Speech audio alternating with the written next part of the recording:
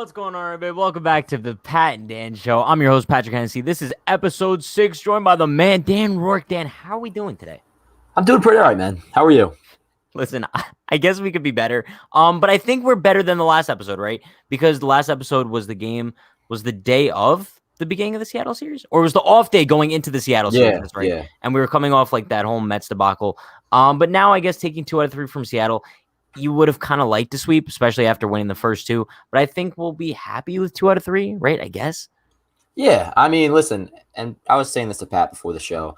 It made me realize that the season is not, in fact, over. Like, after we won last night, check the standings, we're only 3 games out of a wild card spot. Now it's back down to 4, but there's a lot of baseball left to be played. We're still above 500, like I think 2 games over now. So we won a series. I think we should at least be somewhat happy about that. Yeah, no, I mean, listen.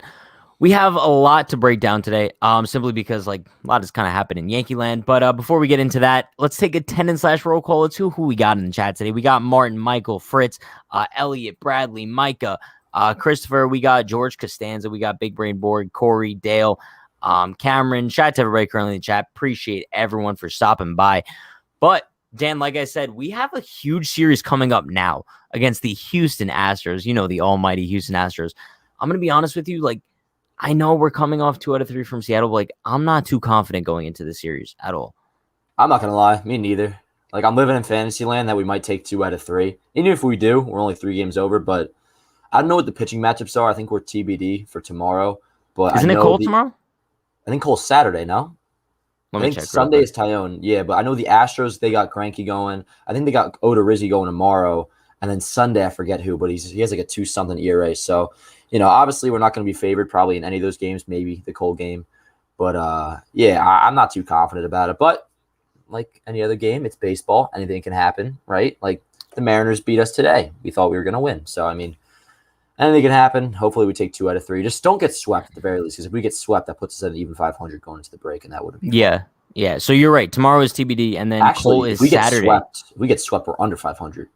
Oh no! If the Yankees get swept, bro, we're smashing that panic button once again. But like that's kind of my thing as far as like I want to go a little bit deeper into the Houston series as we kind of go on today.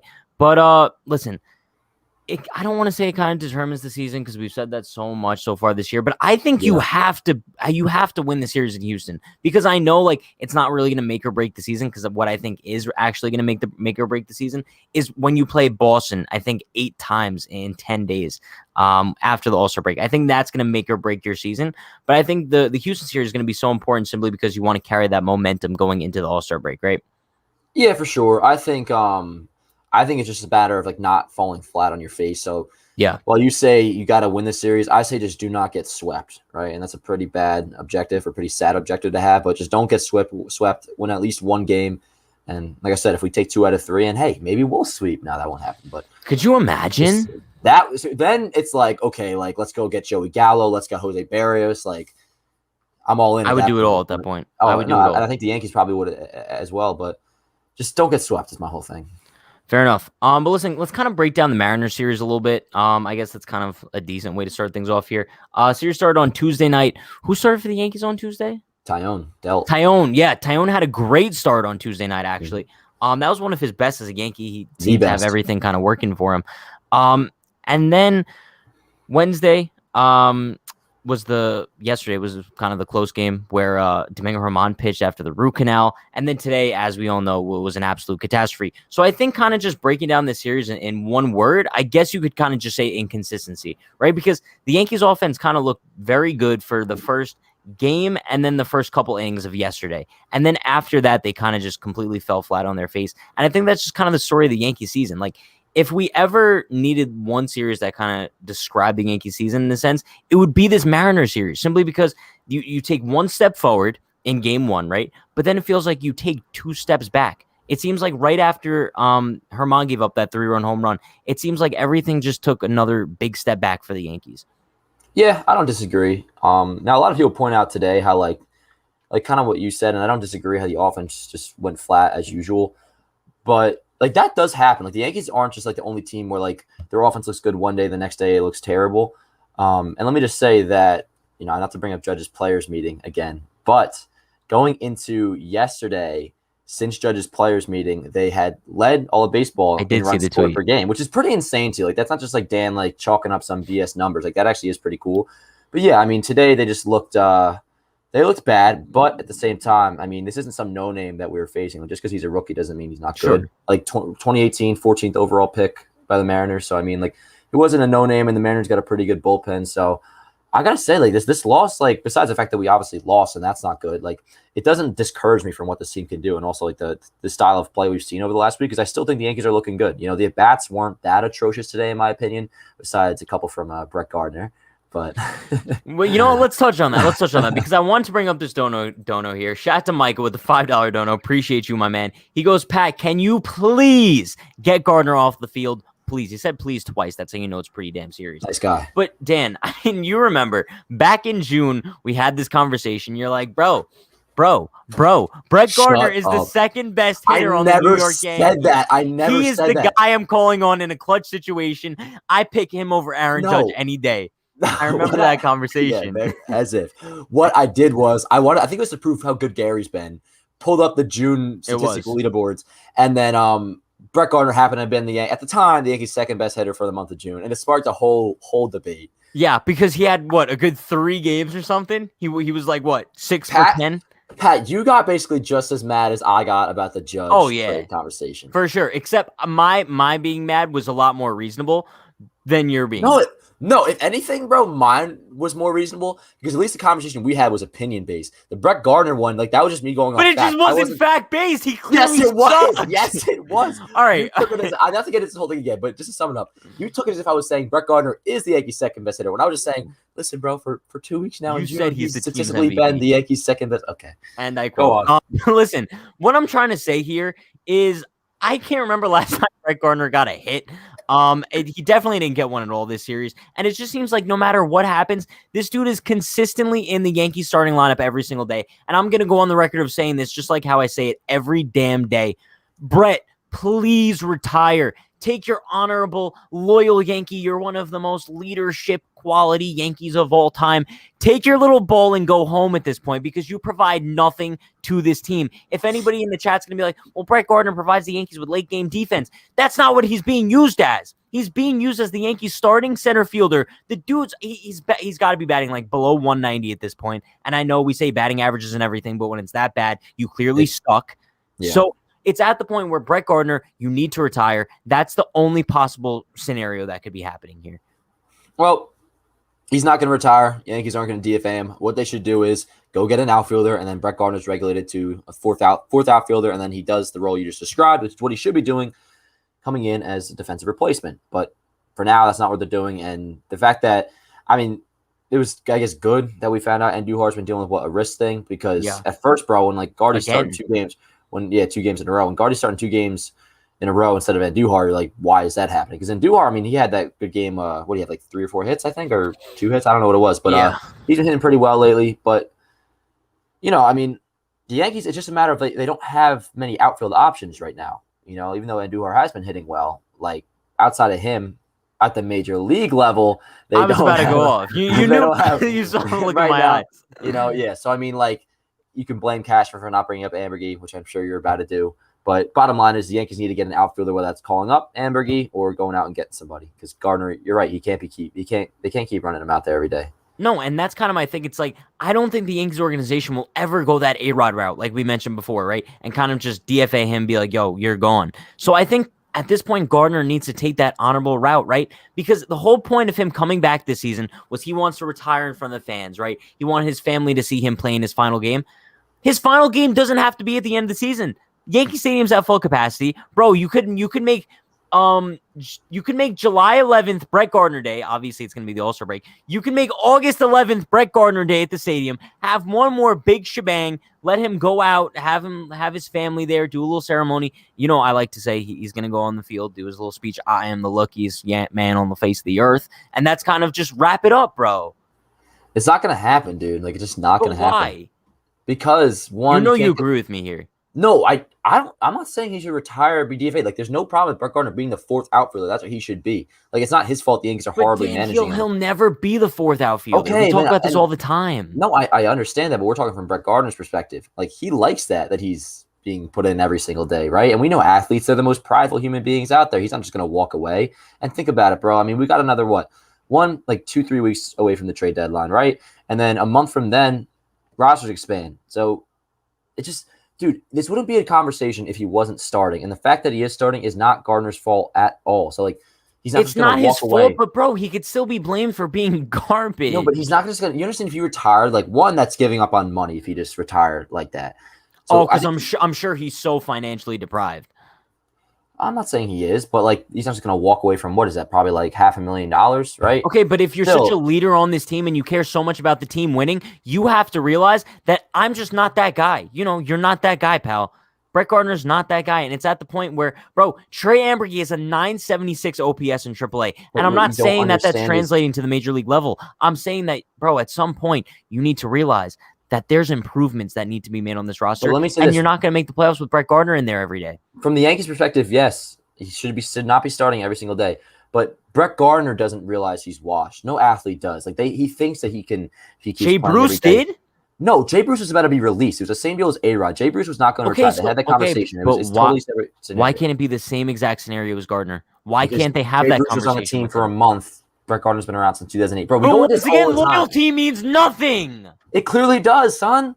Who cares? Do you care about loyalty?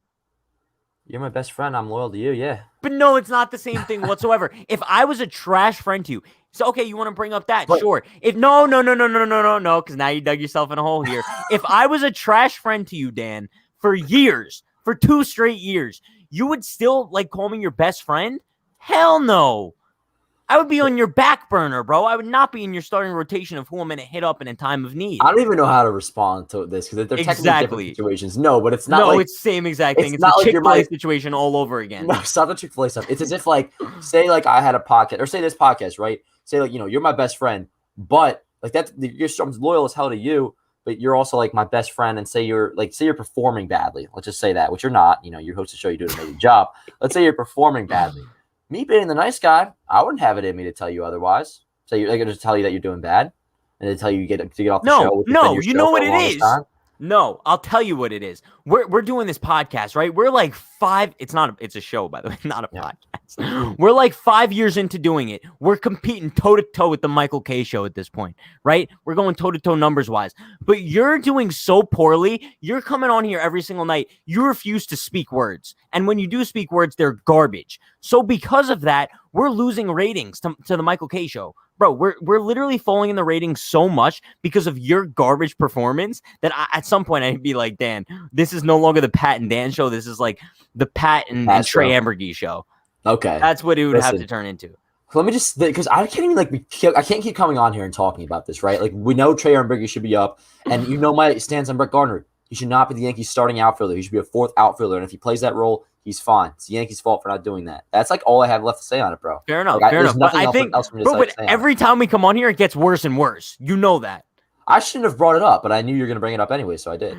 THG says, the expected episodic Pat first Dan Guardy. But I'm not even I'm not in the debate. I'm just like entertaining in a way for some reason. Listen, Pat, I've had a rough day for anybody who saw me on Twitter today. So yeah, can we talk about that for a second? Listen, what's there to talk about, bro? I didn't have a rough day. I'll be honest. I was thriving off of it. Besides like the work related stuff. Thriving. I don't know if anybody follows Dan on Twitter. He's a great follow. But Dan, you posted a tweet yesterday, kind of after Aaron Judge hit the home run. You're like, wow, that's my face of baseball, just walking with his head down. But let me stop you right there. Right there. That part is very much so serious. I love that about Aaron Judge. He hits an absolute bomb after all these years, all these accolades. And what does he do? The same thing as the first season he came up. He puts his head down and runs, no matter how far it goes. That is absolutely legitimate, the part of the tweet.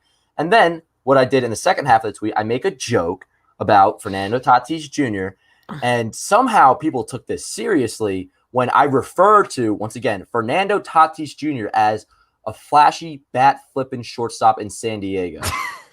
Like, listen, I'm not like a bait account, right? Like, I don't do stuff to get interaction. But I'm not going to lie, I do to try to get people riled up sometimes, non-Yankee fans at least. And I do the same thing with Pete Alonso. Like last week I did it. Like I called him a fat lard on the show for fist pumping past first base when he tied the home run. I don't like that stuff. That's just my opinion. You're entitled to your opinion. So I put that tweet out there. And at first, it just did some normal numbers, like my usual interaction or whatever. And then I wake up today, and starting to like blow up or whatever. A lot of quote tweets, right? And yeah, he was kind of a big SHIT show, and I had to be talked to a little bit because I'm kind of out there a little bit, and like I have a history of this stuff, so like I kind of just got to chill in some sense and understand. Like Trevor Plouffe told me today, 90% of people on Twitter are idiots, and I just got to understand that they're not all as smart as me. They're not all as advanced in the satire world as me. I just got to understand that. All right, but like, here's my thing. Like, obviously you're kind of going this route. There's nothing to be apologetic about at all. I think you go the Conor McGregor route. I didn't apologize though. Don't get no, but that's what I'm saying. Like, bro, you should have tweeted. I would do it again. You should have done, bro. Like the video of Conor McGregor. He's like, I'd like to take this chance to apologize to absolutely nobody. You should have just like underneath that tweet. You should have put that video, and you would have been chilling. Bro, because there's literally like on my own, I definitely would have. Bro, you're literally just sarcastic at this point, and like people don't realize that. But I mean, we know like you're not a fan of bat flips, but like when you say stuff like that, but like me calling Fernando Tatis Jr., who contrary to popular belief now, I am a big fan of. Actually, I'm not a huge fan of flipping the bat into the dugout in games in May, but that's the point. Me calling him a flashy bat flip, which is pretty funny if I'm being honest, a flashy bat flipping shortstop from San Diego. How people took that seriously, and to like my followers' credit, like people that know me obviously knew that was a joke. Like most people did understand that, and I had a lot of followers of mine going at the people who were coming at me saying like, "How do you not understand? This is satire. This is a joke." But to the people that didn't understand it, like, I feel bad for you. No, yeah, listen, brutal. Let's just move past that entirely. But kind of looking back on the Mariners series too, there's one thing I want to address that didn't really have to do with on the field performance, right? It had to do with the announcer's booth. And Dan, I know you're like a huge fan of Michael Kay. You love Michael Kay until you die. But I'm going to be honest with you. Ryan Rucco is a solid ass announcer. Oh yeah, 100%. I love Ryan Rucco. There's one thing I'll say that I prefer about Rucco when the game's Rucco calls over than Kay. I love Kay, you know that. With Rucco, I like how he always sets up the pitch. Like there doesn't seem my pet peeve when it comes to commentating is like I'm all for stories. Like I love when Paul and David go into like stuff from the 90s or whatever. I like when like if there's especially when there's like a big pitch coming, like it's quiet when the pitch is coming, or like it's a 2-2 count. You say, okay, the 2-2, or here's the pitch. Yeah. Rucco does that a lot, and that's what I think his home run calls turn out so good because the entire scene of it is so perfect, right? With like that judge homer, it's like, all right, the pitch, and then homer call, and it was a good call and stuff. So he's definitely really good, but I still prefer Kay. No, I think Rucco's a dog, and I honestly think that like as time goes on, we're inching closer and closer to Rucco getting like more time in that booth for sure. And I think what it is kind of like what you explained. Like Rucco just seems so much more immersed in the game. Just in my opinion, like personally, like I'm sure you saw like the whole Sterling thing where he kind of thought that the judge's replay was a home run, and it's not entirely his fault. It's not his fault at all. It's the what is it, CBS Radio, whoever that isn't going to send them to the games on the road. Yeah, I'm not too sure whose fault it is, but what I'm kind of saying is like I feel like Rucco did not make one mistake this series, and even when he does, like he does correct himself at times too. But I don't know. I think Ryan Rucco is a better announcer than Michael Kay simply because, bro, unlike you, I'm not a fan of like the stories of where he's like milking Paul O'Neill and David Cohn from the 90s. Like, I'm sorry, I don't know how many more times we need to see like a replay of Paul O'Neill smashing a water bucket. Yeah, I like that stuff, and they usually it works because they usually only do it. It gets too much at times, though. No, I understand that, but there's something I like about Kay is you can tell Kay turns it up like for big series. Like he did it for the Subway Series, he was great. Did it for the Astros Series, he was phenomenal. So I mean, like Kay can turn it up, and like I feel like it works in a game. Like if you're just playing the Royals in a game in May, like it works to kind of be nostalgic a little bit. There's only so much time to fill. There's only like so much stuff you can fill in the time. I mean.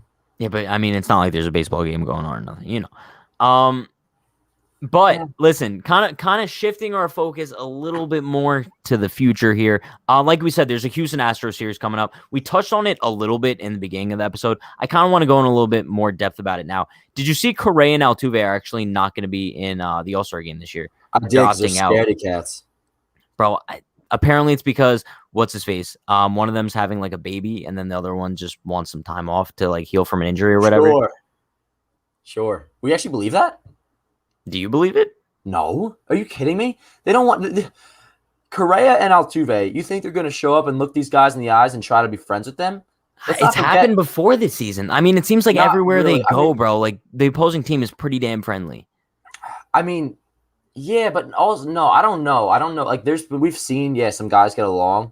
I won't deny that, but like you're basically going to be hanging out like among like a 35-man roster of guys you either cheated out of, awards, wins, World Series wins, So I don't think there's going to be like, even if there could even just be one or two guys. It could be as simple as like Altuve and Correa don't want to be there around Judge, right? Or like they don't want to see Cody Bellinger, whoever from the Dodgers, stuff like that. So I think it has something to do with that. Like they have no incentive really to go to the All-Star game. It could be the awkwardness for sure. But I mean, also on the flip side, I mean, it's not like we're seeing quite a few guys kind of opt out of the All-Star game this year just to kind of like take some time on their own. Like Jacob deGrom, for example. Oh, yeah. I think he just wanted to like spend some time with his family and just heal up from his injuries. Yeah, because I mean he's a pitcher that has like shoulder. But Dan, also like this is going to be the most unpopular opinion of the century here.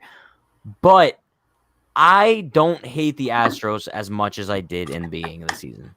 I just don't. And I think like slowly they're like, I don't want to say like they're earning my respect back, but I'm starting to hate them a little bit less simply because like obviously what they did was disgusting, right? And I'll never forgive them for cheating their way to win a World Series. But also at the same time, it's like they're still a very good team. And kind of with all this adversity that they're facing, the fact that they're still like, you could say that they're the best team in the American League. I think it just kind of goes to show that the talent that they still have on that team, regardless of the cheating, that the Yankees don't. Oh, 100%. A-Rod was a phenomenal player. Barry Bonds was a phenomenal player. You could say the same thing about like Mark McGwire. Like, are they still cheaters? Yes. So, I mean, yeah, nobody ever denied the talent that the Astros had. And listen, I'm not sure if you're like, you gained respect back for like the Astros organization as a whole, which that I understand because there's only like 5 guys left. But I mean, Correa, he's still on the same low stoop that I always like put him at since morally sure. But I think like, like performance-wise. Well, Correa was a first overall pick. I mean, Altuve, like I never like said he wasn't going to be good without him. No, but I think, people thought the Astros were going to suck this year. Yeah, sure. And I'll say one positive thing about Altuve. This might surprise you. I gained a little bit of respect for Altuve when that final game in Yankee Stadium, when he hit that game-tying or go-ahead 3-run shot, he could have like showboated the hell out of that. What did he do? How do we go back to the bat flip discussion? Well, no, I'm being serious. Like, not even just terms like the bat flip, but like he put his head down and run, and like he just like jogged on the base. He didn't look in the Yankees dugout or nothing. Like he just went about his business, and apparently he's like that quite often. So, from that aspect, I like it. Yeah, I mean, but also at the same time, it's like I'm so glad like the FL Tuve chants have like started to decline at Yankee Stadium as well because those are so stupid. We talk about this all the time. Like we know Jose Altuve, like he shouldn't have won the 2017 AL MVP, regardless of the cheating or not. If you just look at numbers, he still shouldn't have won it. But bro, like he's like one of my least hated Astros. Like there's not much to really hate about Jose Altuve, if we're being honest. You're crazy, bro. No, I can't. No, Dan. I'm being honest with you. I'm looking at the Houston Astros. I hate Correa, Bregman, Verlander, and Gurriel much more than I hate Altuve. How come? Like Altuve is not such an outspoken ass like the other guys. Oh, sure, but I don't even care about their personality in a sense. Like, and apparently he's the guy who was cheating the least. Oh, he was, but listen, Jose Altuve has a lot of power in that clubhouse. He could have gotten that stopped single-handedly, but did he? No, he didn't. It'd be the same thing like if the Yankees had a systematic cheating system right now and Aaron Judge let it go on, but he didn't really use it. And that would fall on Judge just the same. I'm going to be honest with you, right? Let's just put ourselves... I think Altuve actually like benefited like insanely from it, but it's still a matter of like cheating. Like I said before, A-Rod's a Hall of Famer without steroids, but he still used it. If it didn't help you, why use it, No, I get it. But also, like, I'm not trying to defend the Astros at all here, but I'm trying to put myself in that Astros dugout, right? Let's say Patrick Hennessy gets traded to the Astros at the 2017 trade deadline, and I find out that there's some, whatever. And I find out that there's some whole cheating system going on there. I'm not snitching. I'm literally going to be a part of it, and I'm going to, like, help my team win games and do whatever's possible. If you're like, telling me you'd snitch on your team? If you're Michael Brantley, no. But no, not snitching. I would never snitch. Michael Brantley, for example, he came over. But that's what you're trying to say, like what Altuve should have done. No, not snitch. I don't think I want. No, hell no. I wouldn't like Altuve even more if he did that. Like I'm not a big fan of Mike Fiers, but what Altuve should have done is he holds a lot of weight in that organization, especially at the time as well in 2017. He can literally just get that whole system dismantled. Now, what I was going to say is, if you're Michael Brantley and you just go onto the team in 2018, then sure, you don't have as much power as like Altuve or Bregman, Correa does.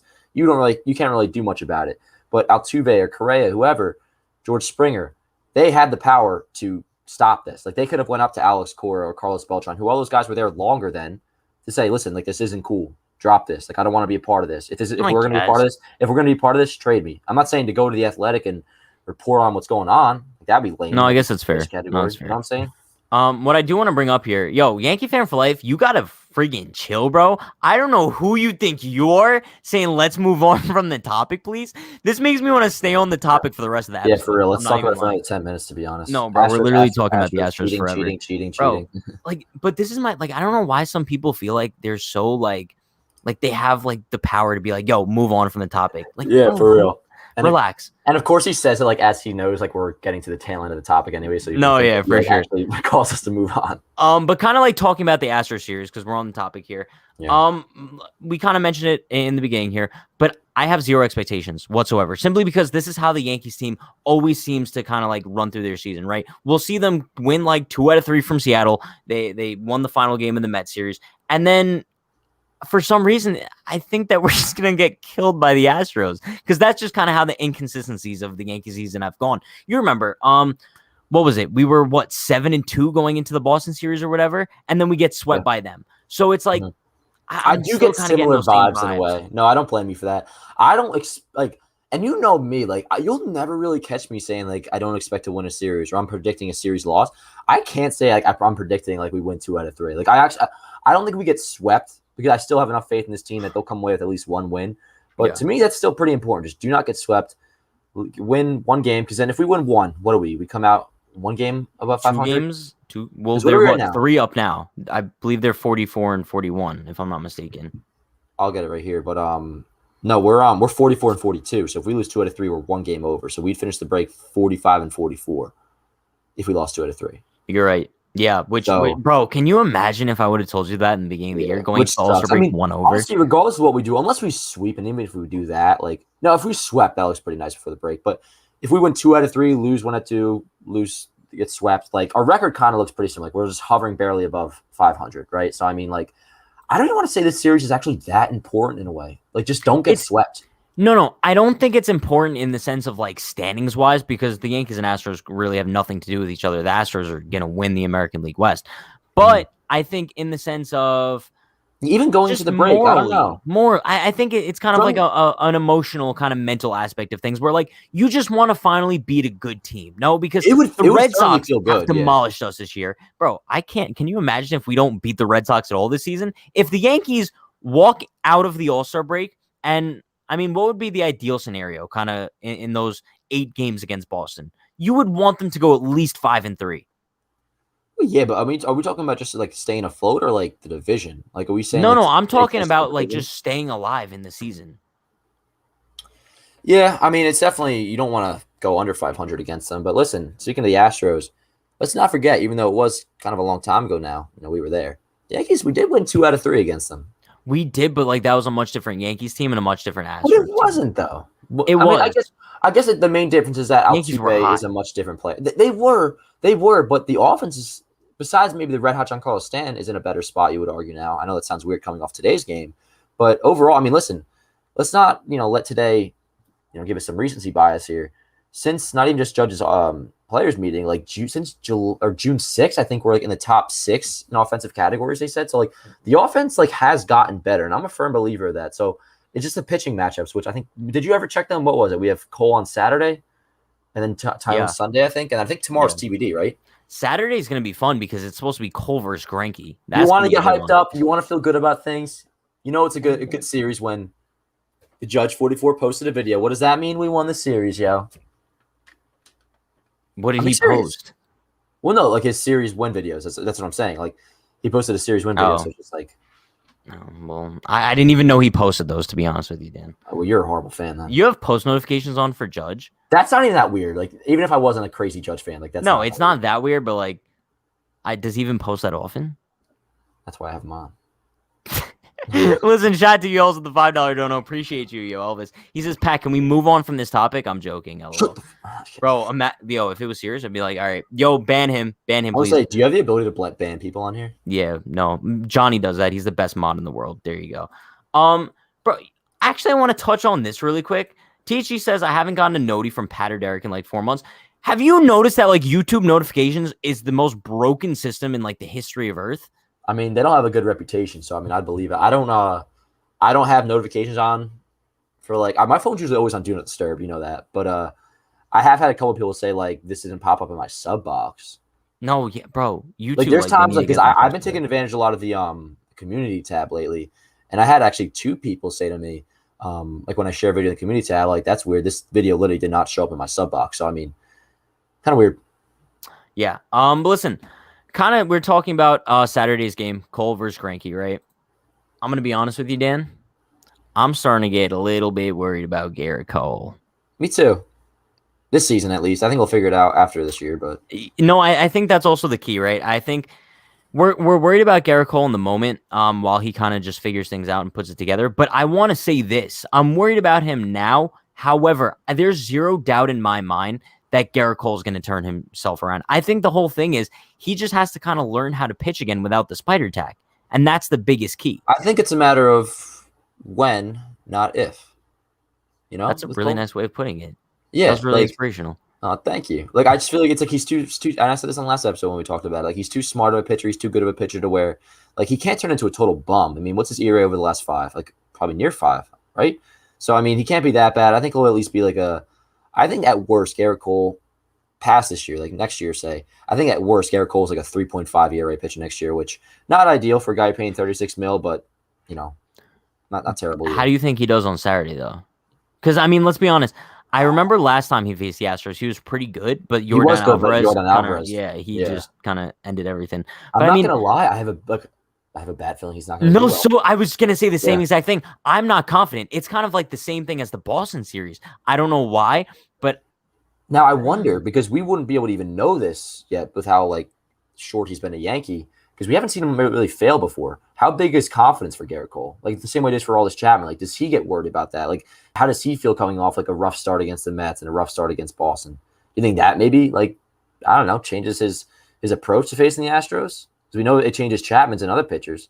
I don't know because listen, going into like this season, right? I always looked at Garrett Cole as like, if you need a big game, he's the number one guy I want on the mound. Like I know he's going to perform 10 times out of 10. But so far this season, like in the games where we needed like a big performance out of him, we really haven't gotten it. If I'm being honest with you, like you look at the Boston game. Yeah. You look at the Boston game. That was a huge game, bro. The Yankees truly needed that to kind of like salvage the series and at least get their first win against the Red Sox this season.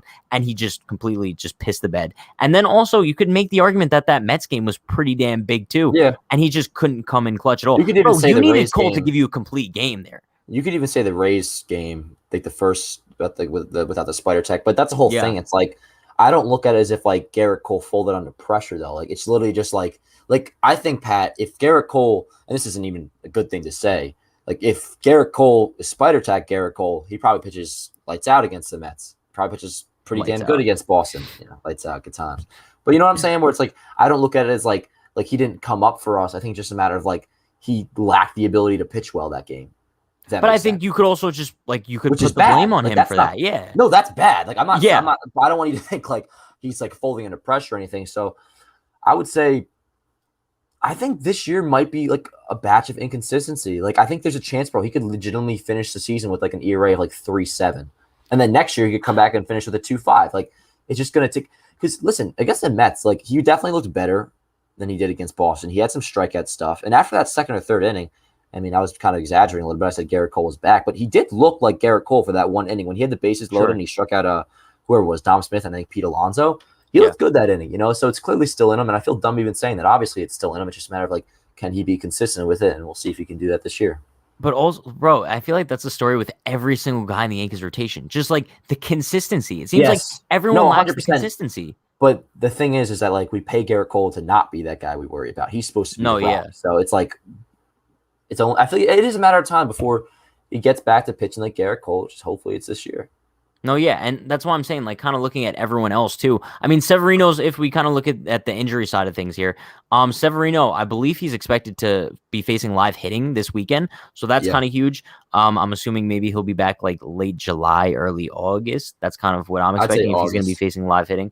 Yeah, August is probably the more realistic suggestion there, but apparently Kluber's supposed to be back, like, early September. Not a fan of Gleyber. I'm not a fan. Yeah, because I saw his interview. I'm not sure if you saw it, and I got some like Jacoby Ellsbury and like the Greg Bird. Well, he's just very like laid back, like and very, like I don't like happens. it exactly. And it's like I just like when you're talking about an injury, like you can tell there's two different types of guys when it comes to injuries. One, like they crave getting back, like they're doing everything in their power to get back as soon as possible, right? Kind of the way Severino's talking, Yeah. With Kluber, it was like one, just his tone was very laid back, and two, when Meredith asked him, I think it was Meredith, she asked him, like, do you have a return date set in mind? He's like, no, not really, not yet, and it's like, I don't know, like It makes me bro, doubt whether he's actually coming back. at least sound like you want to come back. Yeah. And like he's going to collect his 11 million either way. So who can really blame him? But at the same time, like, I don't know. I don't know about Kluber. Yeah. I That mean, something's it a seems wash like anyways. So it seems like usually the Yankees injuries usually have to do with like hitting, but seems like this year, it was really pitching that was depleted by because our injuries. offense outside of Voit pretty much has been healthy. It really has. No, and Hicks. Everyone always forgets about Hicks. Yeah. But if we kind of look at the other pitching injuries here, Zach Britton, I believe, is expected to be activated this weekend, which is huge. Especially, bro, since you're kind of losing a role as Chapman. If Britton can kind of come back and be like that late game left-handed pitcher in the bullpen, I think that would kind of be solid until Chapman eventually gets himself together, which I think he will. I don't think Chapman's career is done. He goes through this just about every season where he just loses the zone. And then Darren O'Day, you heard about the Darren O'Day injury, right? Yeah, I know it's pretty legit too. Apparently, some people don't even think he's going to be back at all this season. Yeah, I mean, he did he get the MRI yet on it? He might have, but I don't think they kind of like the way they described the pain. It sounded like it almost was like a tear. No, like a strain, because I think they said he crumpled to the ground. No, yeah, they said he crumpled to the ground, and Boone said it was like a significant injury. I'm saying, bro, I'm forgetting about Darren O'Day. Same way I'm forgetting about Corey Kluber. But like, doesn't that suck in the sense of like we traded away Adam Ottavino to free up room to sign Justin Wilson and Darren O'Day? Look at what Ottavino's doing in Boston, and look at how this kind of backfired for us. Watch your mouth about Justin Wilson, bro. He got an out today. Yeah. He got an out. Wandy Peralta gave up a home run though. I know he's so bad, bro. But yeah, no, he's the definition of garbage. I have no problem honestly with trading with Ottavino. It's just I wish they made better use of that $8 million. I think it was a total like it was a finesse at the time. Like you turned in one reliever into two within that $8 million, right? So if they could go back, you probably get two different relievers. So, kind of unfortunate. But the funny part is that like kind of bro, like we're looking at the Yankees bullpen right now, and like we're talking about these injuries and these guys who are underperforming, like Justin Wilson, Wandy Peralta, Darren O'Day's gone.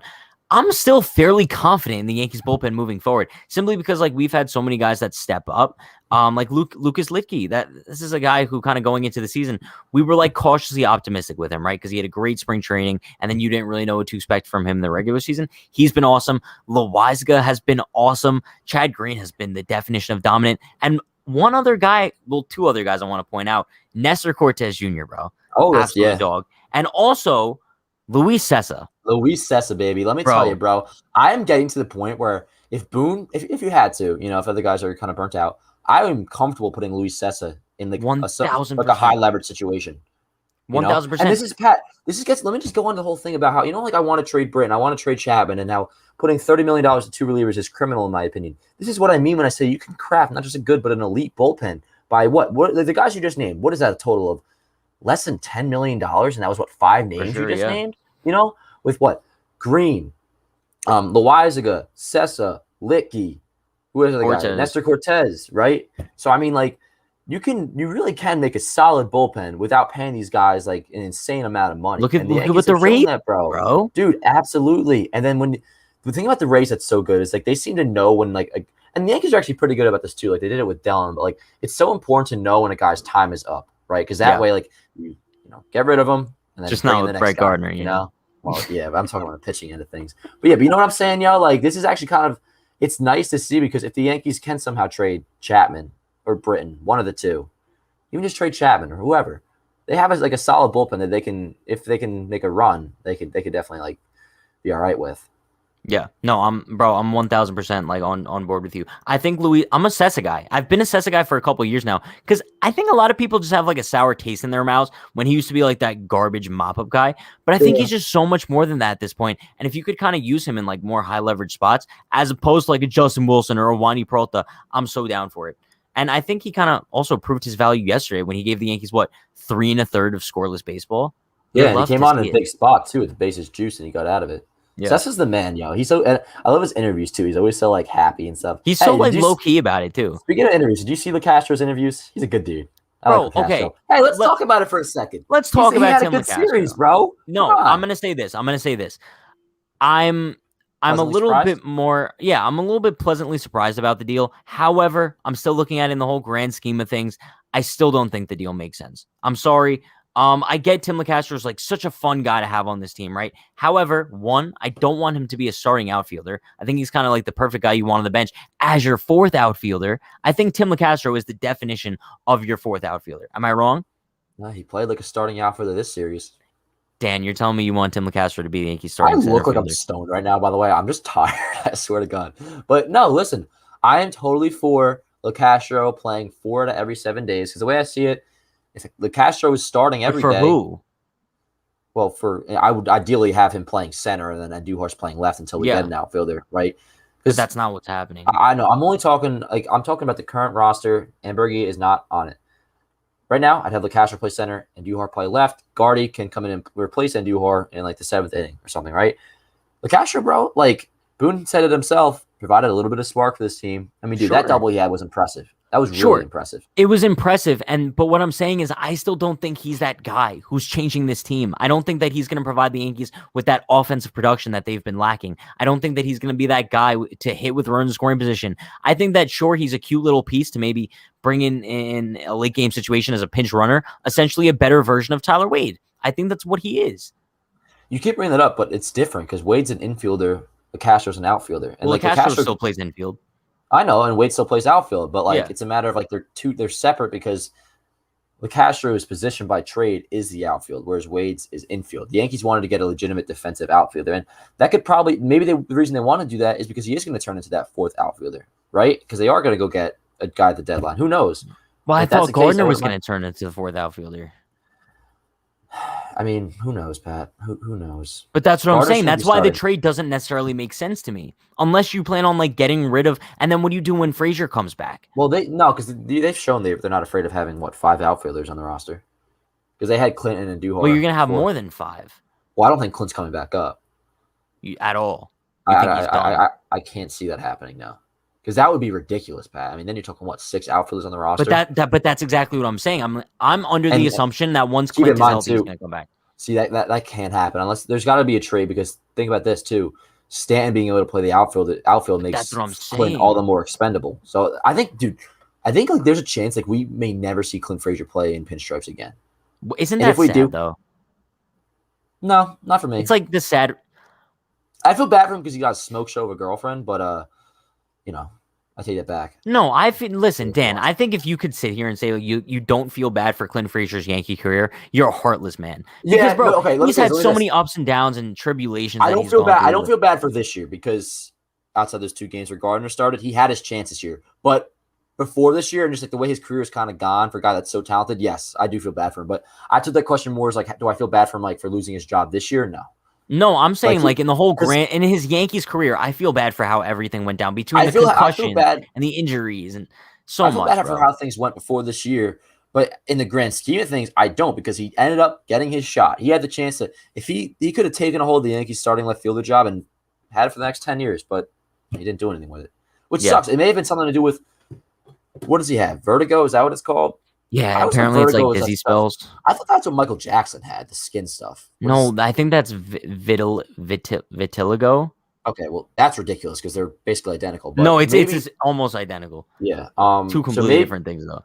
Maybe it is his failures this year, Clint Frazier's, because maybe he's been dealing with that all year, you know? No, that's exactly what my thoughts were, too. I mean, it would make sense as to, like, why that would cause, like, so much struggles for him so far this season. But it would make sense. I don't know. But I mean, like, kind of we're on the Tim LeCastro topic, right? The Yankees did trade for him. I feel like we go through this all the time, but like trade deadline, it seems like as time goes on, every week that goes by, I seem to have like another trade target that pops into my mind. You know who like my guy is right now that I'm kind of like on the bandwagon for? Who? Joey Gallo. That's crazy. I'm literally like on Fangraphs right now. Are you actually? Yeah, I was gonna pull up his stats, but let me look at him because I know he's been tearing the cover of the ball, hasn't he? No, bro. I think like last week or something, he had 13 home runs. Now he has 23. Like just something stupid like that. I believe it was like. Stats. I have him right here, so let me just say him.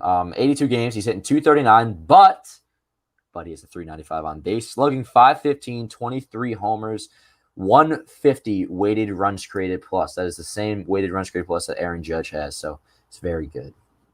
Bro, it's very good. And I think if you kind of insert him into that lineup, it's not necessarily like that lefty contact guy that the Yankees are looking for. But, bro, who would not want to see Joey Gallo absolutely raking the Bronx? You're guaranteed a 50 home run season from him. Easy. Oh, yeah. Dude, just the fact that he's left-handed, I'm all for that. Dan, I can see that being possible. What I do want you to do, though, you're going to be in Denver for the All-Star game, right? Yeah. Bro. Is he an All-Star? He's in the home run derby. He might be an all-star right? too. I think, listen, I know last time I talked about this with Derek the other day, as far as like who I think's winning the home run derby. I picked Trevor Story just because like it's in Colorado. I think I got to change my pick to Joey Gallo. Bro, that dude's going to absolutely mash. It's a fair pick. I heard they're rejuicing the baseballs. Yeah, I did hear that, especially in Colorado, Colorado, bro. Nuts. Who do you have? Who was in the home run derby that I would possibly root for? I believe it's Ohtani, Story, I'll Perez. Ohtani. I'm rooting for Mancini just as a nice story. That is nice. I wouldn't mind if he won. Speaking of like how you say you forgive the Astros, I kind of forgive Ohtani, man. Like he's I like him a lot. He's so likable. I don't think there was anything to forgive him for. Oh no, there was. He's so wuss for not wanting to come to the Yankees. I know but that's nothing to blame him for. Yes, it is. Why is that something to blame him the part for, that's not to blame him for is that he wanted to play on the West Coast. He'd be closer to Japan. That's fair. But him not wanting to play for a big market team as being one of the reasons that he didn't go to the Yankees and then going to LA. I know it's the Angels. Personal preference. It's personal preference in the sense of he just didn't want to be a Yankee. Not everyone wants to be a New York Yankee. Which I can't fathom. But keep in mind, with Ohtani, it was always like with Ohtani, it was always like sports hate, though. You know what I mean? Like it wasn't actual like Altuve hate is pure passion. Sure, hate. No. But I think also Ohtani, it's just like kind of nonsense. In the same boat, though, I think like the hate as far as like Ohtani not coming to New York, I think that should be more so directed towards the media who kind of built this up as so long as Ohtani to the Yankees being a surefire thing, because that's what it was kind of touted as the entirety of Ohtani's free agency, that he was almost a lock in the Bronx. So I think they're kind of more to blame than Ohtani itself, because I don't think he ever came out and said like, oh yeah, I 1000% want to be a Yankee. Like the media kind of hyped it up as. Bro, I'm looking at now, Gallo, 6 defensive runs saved too. Like he's good, man. Defensively. No, I know. He's and he has an amazing arm. I know, yeah. I do the plays for the day for sequence, and he's on there all the time. I like it a lot. But Micah says I blame Ohtani pissing me off, scared of NYC. I don't think it's that. And I think this is a narrative that a lot of people push. I don't think he's scared of the bright lights, because so far this season, when the light is shining brightest on him, he seems to just keep performing. Well, there's no reason. Like, why else would he not want to go to a big market? I mean, I don't think it's that he doesn't want to be in a big market. Well, no, that's what he said. Like, he didn't want to go to a big market because there's a whole big thing. Is that what he said?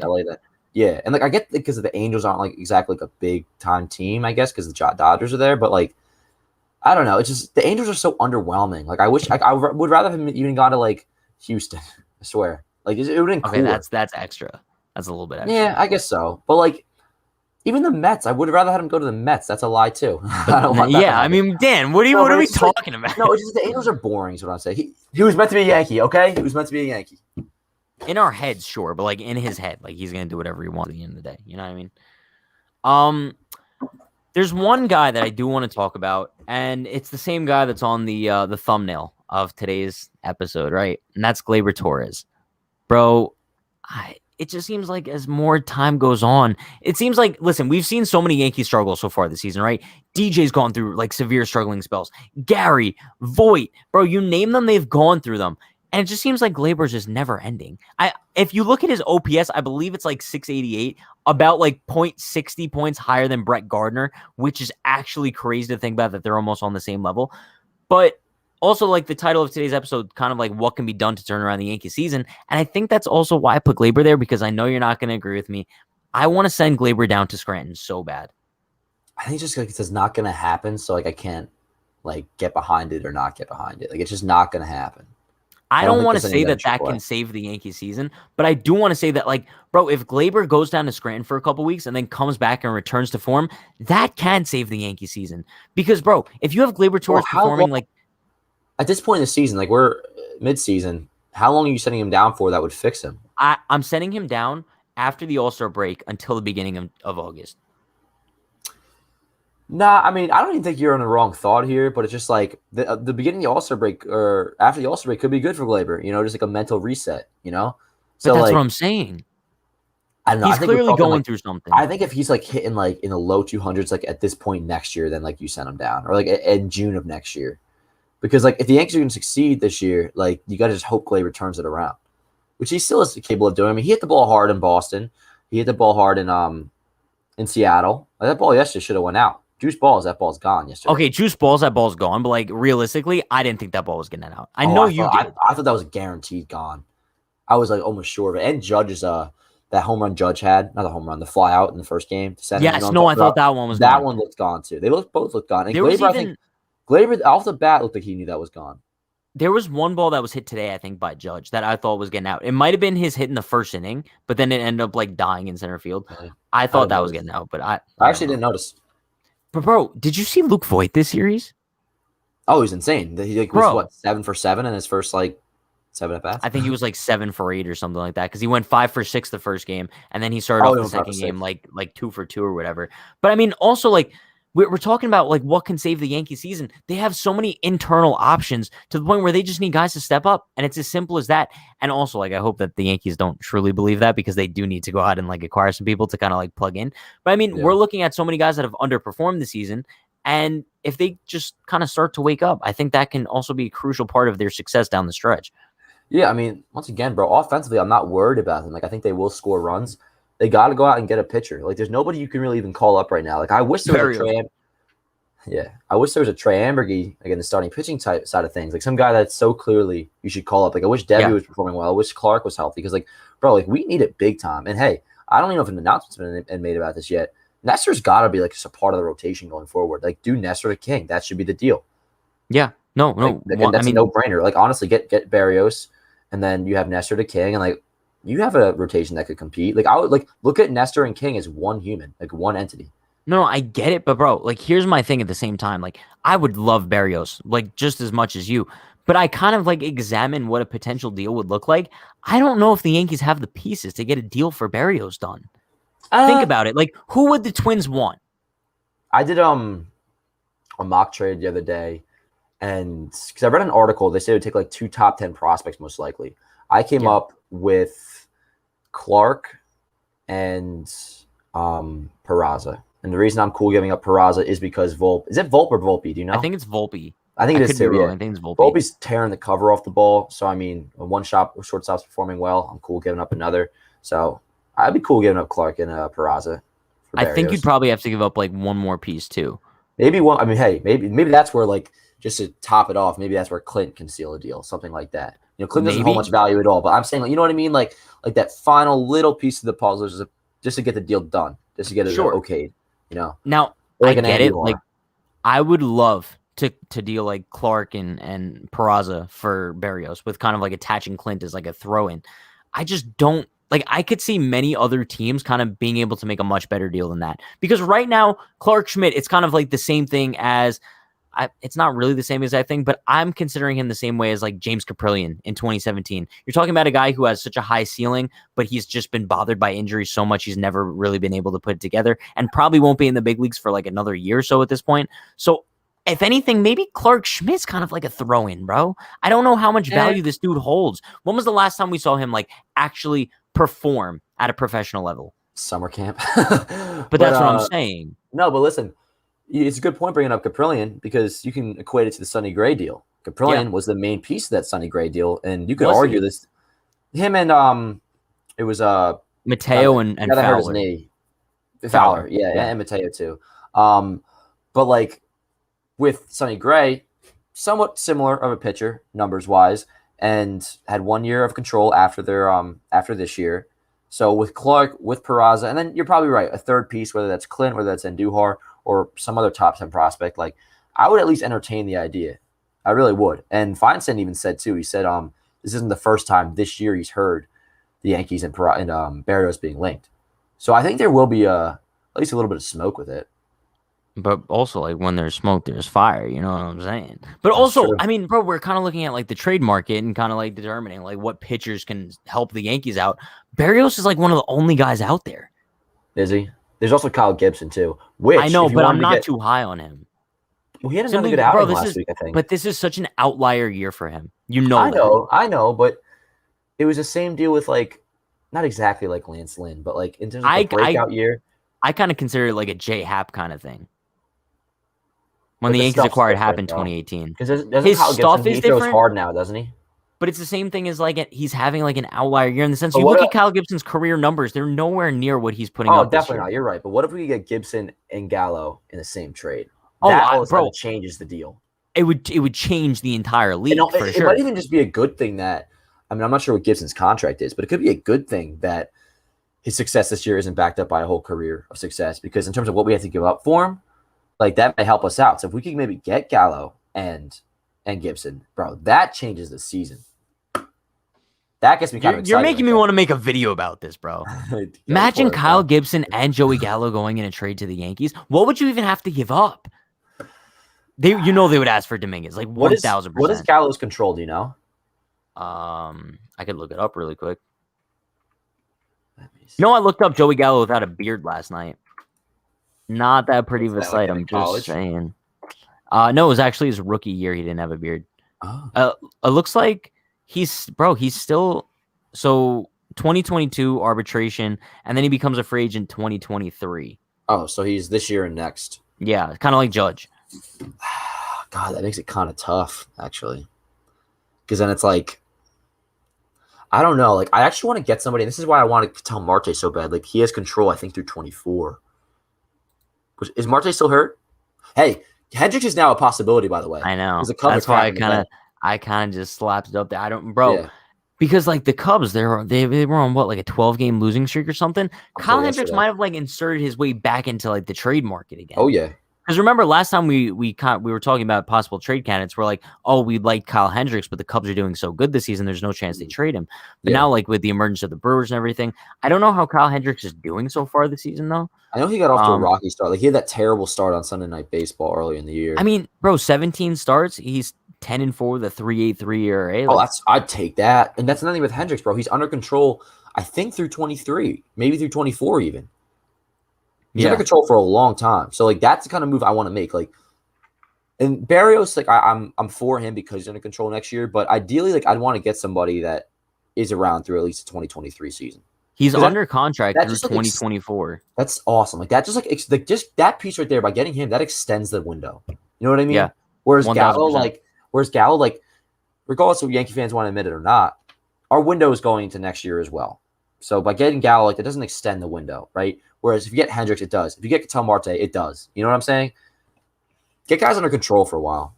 Yeah, not that Hendricks is making anything cheap, and I think he's making actually because he's going off extension seasons now. I think he's at like 10 to 14 mil a year, but still. Oh yeah. I listen. I think the bottom line is like the Yankees do need pitching, but the pitching market is very thin, no matter what way you look at it. Like we're kind of relying on guys like Kyle Gibson, Jose Barrios, and Kyle Hendricks at this point. Mm-hmm. But listen, before we do wrap things up, Dan, let's make a prediction for the Astros series. You think we're gonna win? We're gonna win 1 out of 3. That's not what I thought I was gonna hear from you. Simply because, like, bro, you're always like so optimistic when it comes. Well, that's what I said before. Remember that I said like I'm not gonna be too optimistic about it, but I'm fine winning. Like, just don't get swept. I swear to God, I'm actually like on board with that. If we win 1, ideally I don't know if I'd be on board with it, but it's kind of what I'm expecting at this. Because like the way I see it is just like the first half of the season, the only way like the outlook is like somewhat changed is if we get swept. Like unless we get swept or sweep, like. If we win 2 out of 3, lose 2 out of 3, like the verdict's kind of already in. You know what I mean? Like we're just hovering over 500. We'll be pleasantly surprised too if they end up winning 2 out of 3. If they win 2 out of 3, bro, like, we gotta like get a hotel. We'll be waving bandanas. No, bro, like booking the parade at this point. But with that being said, chat reminder: next week, just on Monday, we're gonna be missing the Pat and Dan show, but we'll be returning next Thursday, a week from today, for episode 7. So stay tuned for that. I'll still have other streams going up early next week, even though we're not going to be doing the Pat and Dan show. But you guys know the deal. Check out the link in the description.